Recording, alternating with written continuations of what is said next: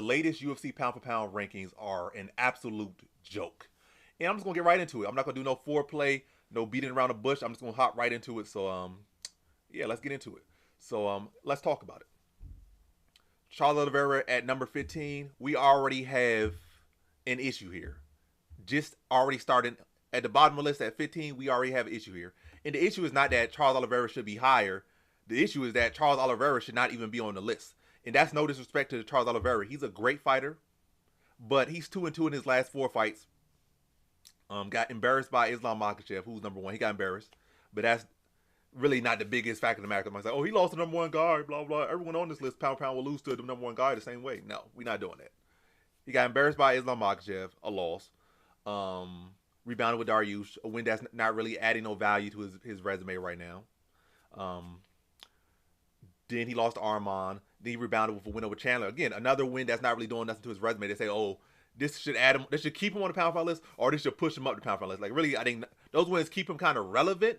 But as far as in the rankings, that should not put him in no pound for pound list. Maybe if he went up to welterweight and knocked out the number 5 guy, number 10 guy, or maybe if he beat Arman when he fought him, maybe that would keep him in the spot there. But losing to Arman, that automatically for me just says that Arman should be number 15 and not Charles Oliveira. Because again, it's not like Charles Oliveira doing nothing, no great pound for pound things. He's doing stuff in his own rankings, and he's beating guys that really, again, the wins are either not adding value too much, or it's like Chandler. Like, what relevant guys has Chandler beat since he joined the UFC? He gave Poirier a good fight. He gave Gaethje a good fight. But again, he lost to both of those guys. He beat a washed up Tony Ferguson. He beat Dan Hooker, who's the wins kind of turned around. But again, that win doesn't really correlate no more because that's been like 2-3 years ago now. And Dan Hooker has, I don't think it connects as much. It's going to add value to Chandler's resume a little bit. But again, that's like, you can't really hold that on Chandler's resume. Like, oh, that win is aiding you so well.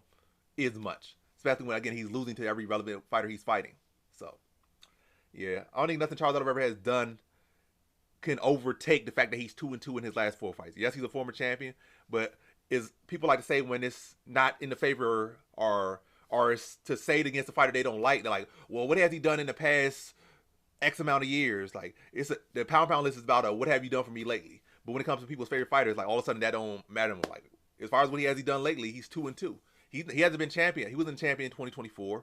He wasn't champion in 2023. I think he was champion like in 2022 or something. So it's been like roughly 2 years, maybe 2 years more since Oliveira been champion. And in his last title fight, he got embarrassed. So, yeah, he's 2-2. He should not be on the list. Again, Arman should be here. And Arman, like you could say, argue he could be higher, but I think Arman sits perfectly at 15, and he made it easy to put him at 15 in like a respectable pound for pound list, unlike what we got here. I think he made it easy for him, if this list was actually good, would have Arman at 15. Only lost close fights. He lost a close fight to Gamrot, and he lost a close fight to Islam. And he's on like a 5-6 fight, maybe probably like a 3-4, but he's on a winning streak. He's not 2-2 in his last 4 fights. He's at least probably like 4-1, 5-1. So he's on a good streak. He's on a streak right now, more than 1 win, at least 2 to 3, 4 wins, and at worst probably like 4-1 in his last 5. So Arman should be on the list. And again, he makes it easy to put him at 15. Arman does, because again, he did have a couple losses. He did have a close fight with Charles Oliveira. And what else about Arman? And he just blundered a great chance at the belt. Because, he was all in good health, the best shape he ever been in his life, looking the best, looking this, having a 12-pack and whatever. And then all of a sudden, 24 hours before the fight, he can't move all of a sudden. He looked good at the weigh-ins for the most part. And all of a sudden, now he can't move. Like, he sat down all of a sudden and couldn't walk or something. Then 2 days later after the fight, he was able to go to the Jackson podcast and do an interview about the fight. Like, so you couldn't move for 1 single day or like 12 hours. I don't know what's up. But, yeah, whatever happened, he choked, he fumbled.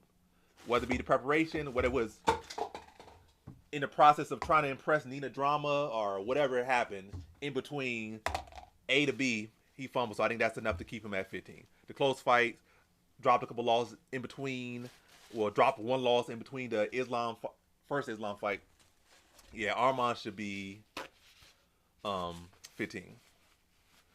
14 and 13, I feel like these are good rankings. I feel like you could either have Sean Strickland at 13 or have O'Malley at 13, which he is. So it's like they both are former champions coming off 1 loss. So it's not like as a champion that lost twice. Well, I guess they lost the belt and then they lost again, like Charles Oliveira. Like, he lost the belt and then he lost again in the past, in recent years. Like in recent years, Sean Strickland, um, really as far as like since being champion, he has only lost. I mean, since he lost the belt, that's it. He just lost that one fight. He lost the belt. I'm not saying that's all he did in his whole career. Like, he has more loss than that. But as far as, when you talk about recently, where they kind of coming from, they're coming from being champions. And they had not had that rebound fight. Whether they lost that rebound or won that rebound, they have not had rebound fights yet. And Strickland on his side, Strickland had a very close fight with the guy who beat him to get the belt. And Dricus is still the champion. And Strickland barely lost to Dricus. And he's about to fight Dricus again. And could potentially win the belt. And I think he's in a good spot. So Strickland should still be in this spot, 14. He deserves fully to be on this list. Sean O'Malley deserves fully to be on the list. Yes, he got embarrassed for the most part by Merab Dvalishvili for the most part. But the fight went to decision. He had a couple little moments in there. Very few and far between moments. But again, Merab is really dominating everyone for the most part at his weight class. So I guess you can't like Sean O'Malley was the one guy who got that done to him. Merab pretty much does that to everyone he fights. So, and he did go the distance. So I guess that's it. So he got a couple wins. He beat one of the greatest bantamweights of all time. He avenged one of his losses. Avenged his only loss at that time to what's his name? But yeah, y'all know his name. Marlon Vera. Yeah, he avenged that loss. And then he lost to Merab. So Sean O'Malley, yeah, that spot makes sense. Holloway, I feel like Holloway, it's a tale of two sides with Holloway. You could say like Holloway, as far as in championship fights over the past half decade now, hasn't got to win like real championship. Not no BMF belt, but like a real legit championship. Like he lost 3 times to Volkanovski in title fights. He lost just lost to Topuria, got knocked out by Topuria. So in his last 2 actual title fights, he got embarrassed. Volkanovski just put a striking clinic on him in their last fight, and then in Topuria fight, Topuria knocked him out for the first time. So his last 2 actual title fights weren't that good. But what you could say about Holloway that I think could earn him this spot to stay at 12. Well, I will say I don't think it's the best spot for him. I think maybe he could be at 14 and maybe move Sean O'Malley and Strickland above him.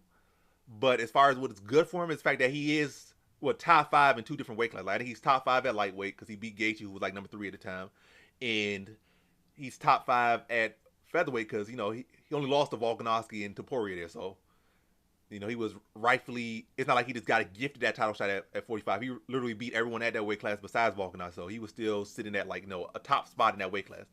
So yeah, I guess that is warranted. Like that's warrant enough for Holloway to still be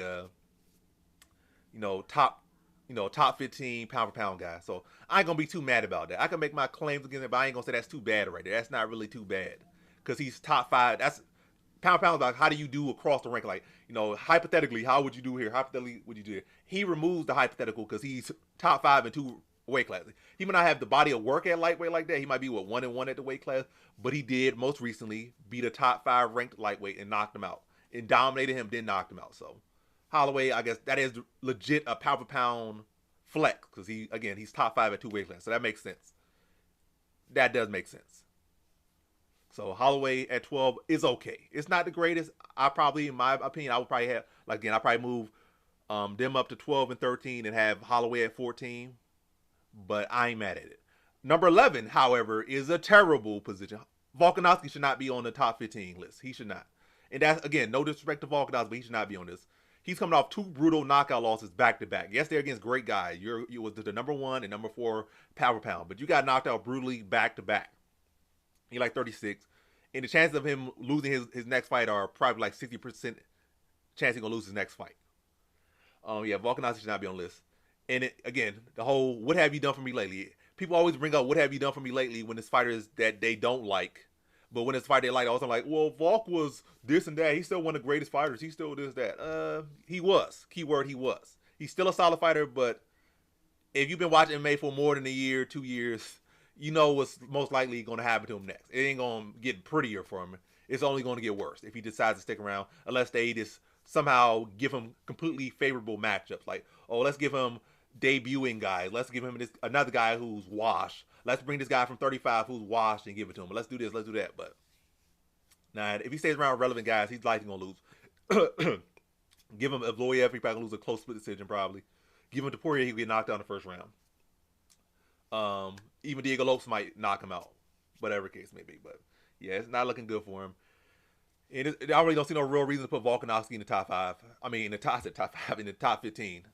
Again, he's what? Let's just talk about recency. Recently, he's 0-2 and got knocked out brutally back to back. That's the recency right there. You can say, oh, he's 2-2, but what's more factual is that he's 0-2 in his last two. That's what happened recently. And it's not like he lost a close decision. Like, you could base off the first Makhachev fight, which was a close decision, that maybe you could argue he won, but a loss nonetheless. And then two most recent losses, he got knocked out brutally back to back. Yes, they were against good competition, but he got ran over by good competition. He didn't compete with them. He got destroyed by them. So he should not be on the top 15. He shouldn't be no 12, 13, 14, 15. And he definitely should not be above these guys. Well, Holloway, you can always say he got Holloway's number. But again, what have you done lately? You've been getting knocked out, getting your chin rocked lately, back to back. Not just one instance, two instances, and probably going to be a third instance if you keep trying to chase Taporia.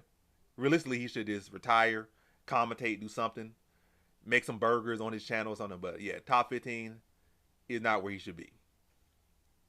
And 10, Leon Edwards. Let's see, Leon Edwards. You could argue Leon Edwards should be lower. So this list could move around a whole lot. So, because Leon Edwards, you for the most part got Dominic. I feel like Strickland, you could kind of put him above Leon Edwards, and maybe in a mix, maybe put him in between, maybe put Strickland above both O'Malley and Edwards, and then kind of sandwich. Yeah, put Edwards beneath Sean O'Malley and Strickland, and kind of put Strickland over O'Malley. I see that because Leon Edwards, like I said, he was on a good little streak there. But now it's just looking like he's beating kind of fighters that are downtrending a little bit. He got like a Hail Mary win over Kamaru Usman, then was able to parlay back with another win over Kamaru Usman. And since that fight, Usman hasn't been able to get a win since then. And Colby Covington, his latest win, arguably got beat worse by Joaquin Buckley. It's not even an argument. He did get beat worse by Buckley. So it's not like Edwards' wins are aging so well. And then he did get dominated by Bilal Muhammad, where Strickland, fought to a very close competitive fight with Dricus, the guy who beat him. But is it bad to have Leon Edwards in the ranking? Not at all. I think Leon Edwards definitely still should be top 15. Again, he just lost his belt. It's not like he has had a chance to, lose again. If he wins again, keep him on the list. So let me just say this. Let me go backtrack a little bit. For Sean Strickland, O'Malley, Edwards, the guy that just lost their belt, they all deserve to be on the list. Yes, O'Malley and Edwards got dominated for the most part, but again, they just lost the belt. It's not like they champions that lost the belt, then haven't fought for 2 years, or they lost back-to-back fights or stuff. They just lost one fight after being champions. Like, they lost the belt, and that's it. That's all they lost the belt. But how you keep it respectable is that if Edwards wins, he could move up the ranking in his next fight. Or if he loses, you could just take him off the list or move him way down the list. Same way with O'Malley, same way with Strickland. Yeah, like, if they lose their next fight, you could take them off the list. Because, you could take pretty much, that's how it'll be like. You win, you could keep your spot or move up. You lose, you could struggle to still hold some type of spot in the top 15 or most likely get removed from the top 15. And I think that makes sense. That's fair, that makes sense, and that's how it should be. So, yeah, the great talents and all, great fighters and all, but they are on the chopping block based on how they're going to perform in their next fights, whether they win them or lose them. And, as far as that works. Pantoja is absolutely being disrespected. I'm going to parlay him with Tom Aspinall. Like, Tom Aspinall is way too high. I feel like Aspinall should be... I didn't say Armand should be on here. But anyway, Aspinall should be near the bottom. I'm not going to get into all to the numbers and stuff right now. I could make a whole nother video where I just make my own pound list, but it's not going to be this video. If y'all like the video, at this point, get it to 100 likes, I will make my own pound list. If not, I'll just make this video and be done with it. But, Aspinall should be definitely towards the bottom right here. No disrespect to Aspinall, but you're just an interim champion. Then you got Pantoja beneath him. And Pantoja, out of really all these champions right now, he has cleared his division out more than any of these other champions. Like, he's literally starting to lap his division. He has, 3 wins over he has 3 wins over Moreno, who's a former champion and great fighter himself, and former pound-for-pound ranked fighter, and still young and in his prime, Moreno. So I think he beat him, once on The Ultimate Fighter, Then I think he um, beat him to beat him to get him kicked from the UFC. Then he beat him from the belt for the belt. So he beat Moreno like 3 times, but 2 times officially. So he beat Moreno twice officially, beat Royval twice officially, and he's about to start lapping some of the other guys, beat Urseg, etc. So he's beating like the majority of his top 10 ranked people in his division. So Pantoja, and he got like 3 defenses. So a guy with actual defenses, actual belt, 3 defenses, and has started to lap his division should not be beneath no interim champion who had to avenge a loss to a guy that's nowhere near pound for pound ranking. Like Aspinall, they making a big deal. Like look, we did to Curtis Blades. Curtis Blades has been knocked up by just about every single power punch he has fought. That's not no big flex. All that win was with just you avenging a loss you should not have had in the first place. And yes, it was an injury. Yes, it was this, but again, all it was you making up for a loss that you should not have had. And yes, you beat some okay fighters here, but I don't even know Pavlovich is such a big win.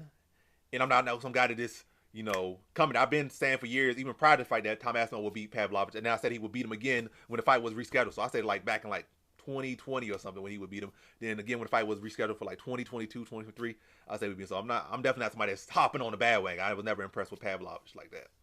So the Pavlovich win didn't impress me. The Blaze win didn't impress me like that. Good impressive performance, but I'm saying as far as like impressing me that he should be this high on the list, no. And as far as what Aspinall could do if he gets a John Jones fight or where he could go, I understand where he can go. And I think regardless, it don't need him to be at 8 spot for people to understand, the position that he is in and what he could do. But he has not done that yet. And I don't think what he has done warrants him being number 8, especially above a guy who has been putting in so much work as Pantoja. And you can argue that Pantoja, some of his fights been close and this and that, and Aspinall has been running through his competition. But again, Aspinall is not no real champion. And it's not like Aspinall hasn't even really beat a championship level fighter, yet. Is Pavlovich a championship level fighter? No. Blades a championship level fighter? No. Yeah, he hasn't even really fought or beat a championship level fighter yet. He hasn't even fought an interim champion level fighter yet. The only other interim champion fighter is Cyril Gane, and he hasn't fought him. So he has not beat a championship level fighter yet.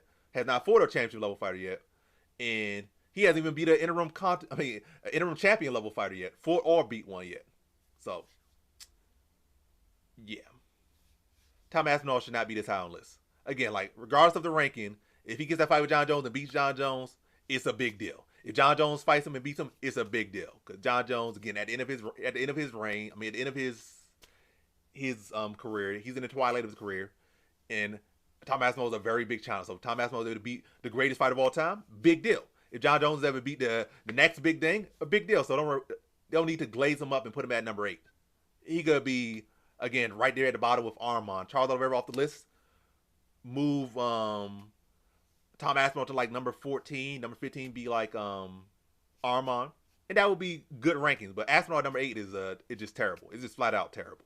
No ifs and no buts, no beating around the bush. That's just a terrible spot. Pantoja again should be at like number 8. He could really be at like number 7 to be honest. Dreykus, I think that's a good spot. Like I think the rest of the list is pretty good. I'll move some other people around, but I think the rest of the list is pretty good. I would be okay with how number 7 through 1 are ranked. I would literally be okay with that, but I could make some adjustments.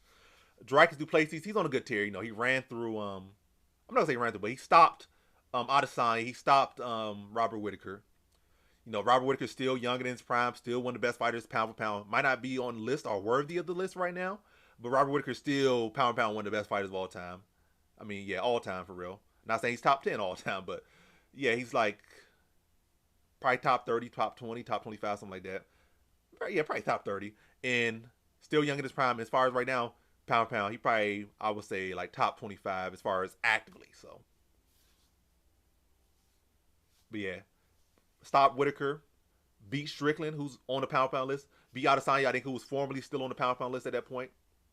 So Drickus has been doing some work. So he beat some good guys, some great guys, and he has 1 title defense. So he's a champion, got 1 title defense, beat 3 great guys back to back. He beat Stop Whittaker, beat Strickland to get the belt, and then he stopped Adesanya, who's the second greatest middleweight champion in MMA history. So he's been doing some big things. So Drickus definitely deserves his spot.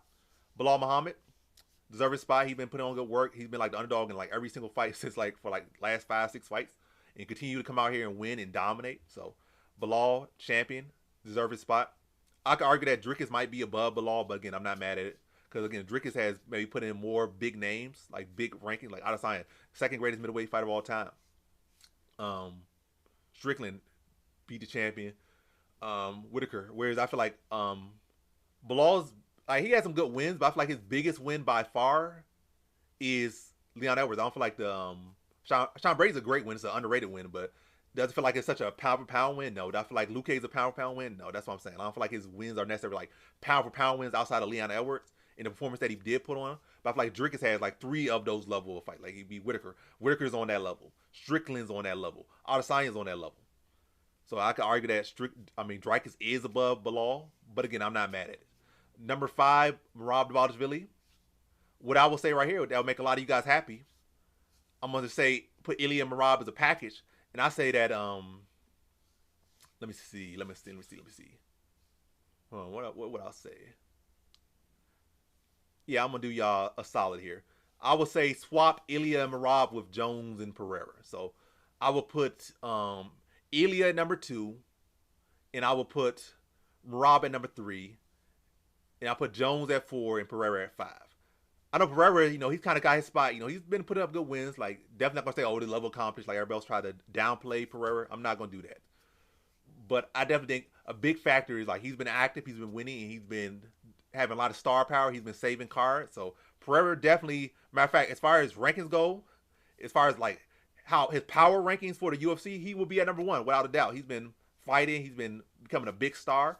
And he's been active, and he's been going above and beyond for the corporation and exciting fights every single time, knockouts every single time. So Pereira's been doing the thing more than anyone by far as of lately. So he will be number 1 on the not pound, but the power rankings, the star rankings right now. He will be number 1 without a doubt. But as far as pound, I could see him slid down to number 5, and John Jones slid down to number 4. Rob bumped up to number 3. Ilya bumped up to number 2. I just feel like, more so recently. Like, outside of recently, Ilya Topuria competition, I'm not really impressed of it at all. Like, Josh Emmett, I can laugh at that win. Not say that Emmett's a bad fighter, but Emmett by no means is some fighter that's going to promote you to a pound-for-pound fighter. It's not. Never was. Bryce Mitchell, solid fighter, but a win that's never going to promote you to no type of pound-for-pound rankings. But knocking out Max Holloway and Volkanovski back-to-back, despite Volkanovski coming off a knockout loss, coming into that fight, still an impressive back-to-back. I'm not like everybody else can be like, oh, that's such a great back-to-back. I know Volkanovski would push in 40 and coming off a knockout loss. I'm not going to be one to be act like he beat a Volkanovski that was on a tear. He beat a Volkanovski that was coming off a knockout loss. But still impressive nonetheless. Yeah, those back-to-back wins, especially knocking out Holloway for the first time. Matter of fact, Holloway really wasn't even dropped technically before. And Ilya went above and beyond and knocked him out. So, and to do that back-to-back, and I think it was the same calendar year, I believe. Very impressed. I think that's enough to push him up to number 2. So, the rest of his work really ain't that great. But his last 2, and again, what have I been saying this whole video? And what have a lot of you guys said when I look at people in the comment section of this, talking in this, making a video about that and this. The pound-for-pound list, not the all-time pound-for-pound list, but the current pound-for-pound list is a list heavily based on what have you done for me lately. Ilya's other wins might just be really mediocre, to be honest. When you talk about the scope of pound for pound, again, in the scope of pound for pound, mediocre his other wins. As far as his ranking, as far as this featherweight, they're good, they're okay. But as far as the scope of pound for pound talks, his other wins mediocre. But his most recent wins are superb. In the way he has gone about beating that level of competition, again, superb. He's passing with flying colors. So recency, that's what pound for pound, current pound for pound is all about, recency. And recently, Ilya Topuria in 2024 fought 2 of the greatest fighters of all time, back-to-back, and knocked them out. And it's not like they were so far removed from their best. Holloway had a great performance earlier in that year. Falk, yes, he did get washed, but again, he got washed by the pound-for-pound number 1 guy, and he did come on short notice. So, again, solid win. So, Ilya at number 2 makes a lot of sense. Rob at number 3 makes a lot of sense. Again, I'm not mad at where it's at, but it could be better at, 7 and above. It's solid, but it could be better. Is all I'm gonna say. 7, well, 8 and below is horrendous. Like they just need to burn the list and start from scratch. 8 and below is just terrible. 7 above is okay. It's solid. But it's not really like this. I'm not saying like 8 and below is like just take them all off the list. I'm just saying how it's arranged is terrible. Well, I would say Vulcan, Oliveira, take them off the list. But and then for the rest of them, arrange it better. But oh yeah, people I didn't mention that could be on the list.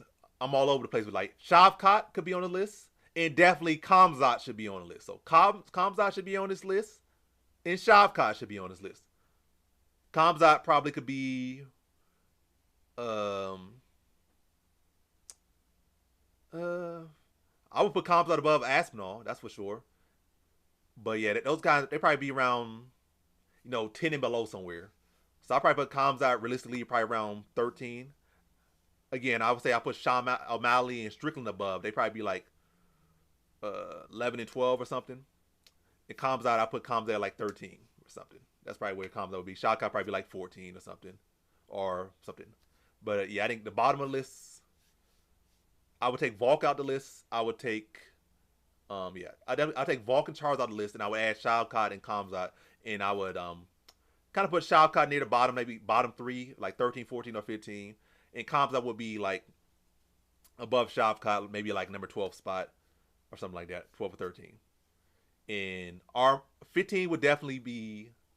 I'm backtracking. I'm still gonna do. I'm trying to just. Yeah. 15 would be Arman. 14 would be Tom Aspinall. 13 would be Shavkat. 12 would be O'Malley. Yeah, 12 would be O'Malley. 11 would be Holloway. 10 would be Strickland. Yeah, 10 would be Strickland. 9 would be. Did I get it? Did I miss ask my? I don't know. But anyway, yeah, 9 would be Edwards. 8 would be Pantoja. Yeah, 8 would be Pantoja. 7 would be Bilal. 6 would be Dreykus. 5th would be Pereira. 4th would be Jones. 3rd would be Merab. 2nd would be Ilya Taporia. And number 1 would still be Makhachev. That would be my list. Off the top. I might have made a couple adjustments, but I think that would be a respectable list. That would be a respectable list. But yeah. And Merab, he's been putting in great work. So let's go to Merab. Merab has been putting in great work. He has beat 2 guys that's really supposed to be their era. Like Sean O'Malley, he's like, 30? This is supposed to be his prime. This is supposed to be his era, and he beat him. Umar is like 29, 28, about to be 30. Or turning 29, or I turn 30. But either way, guys that are right in their prime, very solid, very top tier talents, pound for pound talents, and he has beat them back to back. On top of that, again, Piotr Jan, that's another guy that's, again, right in his prime that Merab has beat. Realistically, these aren't guys you are supposed to beat, and definitely not supposed to be multiple cases of you beating guys like this. In the history of combat sports, you have your short window. Like, it might change, or at this era, in the 80s, it was the 25-year-old, that's when you're prime, or the 70s was your prime. But modern MMA, modern combat sport, I think your prime is kind of like in your late 20s till like 35. And Merab is kind of like at the end of his prime, whereas these guys are like smack dab in their prime, and he's beating them. Piotr Jan, again, like 29, 30 when he beat him, or 28 when he beat him. But again, right in that prime area, whereas Merab is like at the end of his prime. Beat him. Dominate him. Sean O'Malley, like 30 when he beat him. Smack dab in his prime. Dominated. Beat him. Umar, again, right there on his prime, and he's supposed to have the skill set to beat him, the skills to beat him. And beat him for like the first 2 rounds, but then Merab second, drowned him, dominated him the 3rd, 4th, and 5th. And he's beating like 3 guys that are, it's really supposed to be one of their eras, and Merab is dominating them in their own era when he's kind of at the end of his prime, and he's still getting better. Like, that's crazy. So Merab has been putting in great work, beating some real solid guys. Like, I know y'all love Piotr Jan. He dominated him. A lot of y'all love the Dagestanis. Y'all love Nurmagomedovs, the whole family and whatnot. He dominated him in the 3rd, 4th, and 5th. Sean O'Malley. Sean O'Malley got a lot of fans, and Sean O'Malley got a lot of skills. He was the champion. Merab went out there, dominated him. So Merab, again, I think he definitely can deserve a boost on this list. But as far as where he's at right now, I think it's a good spot. It's a good ranking, but it could be a little bit better. And yeah. Sorry, said Ilya should be number 2. Rob should be number 3. Jones number 4. Pereira number 5. Power rankings, like as far as what they've been doing, as far as like the money they've been bringing, the attention they've been bringing, and what all that stuff, like the star power, Pereira is definitely number 1. As far as power rankings right now, number 1. But power rankings, I think Pereira could come down a little bit. But again, if they are, the rankings aren't bad.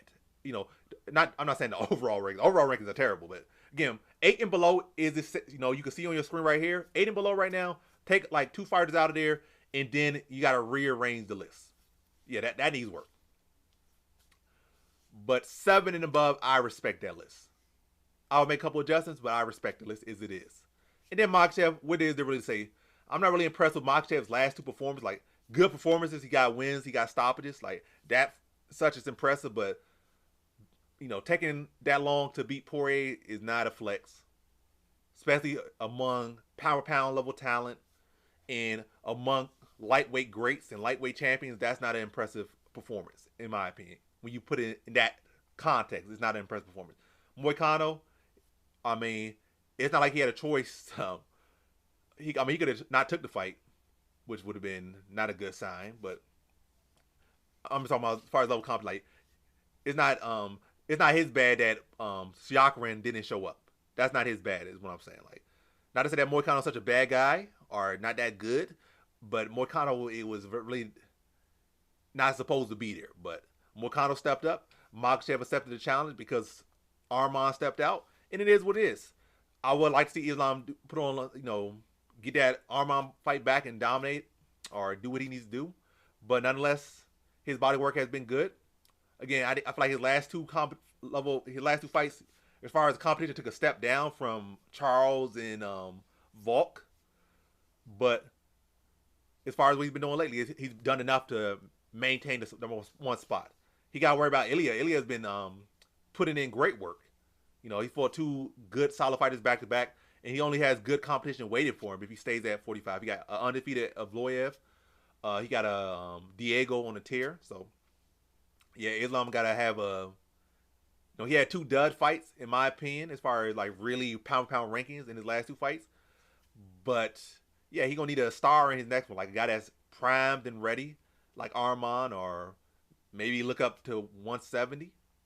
But again, I think he's done enough to maintain the number 1 spot. So yeah, I'll wrap this video up. Let me say it one last time. I think 7 and above on this list is respectable where they have it.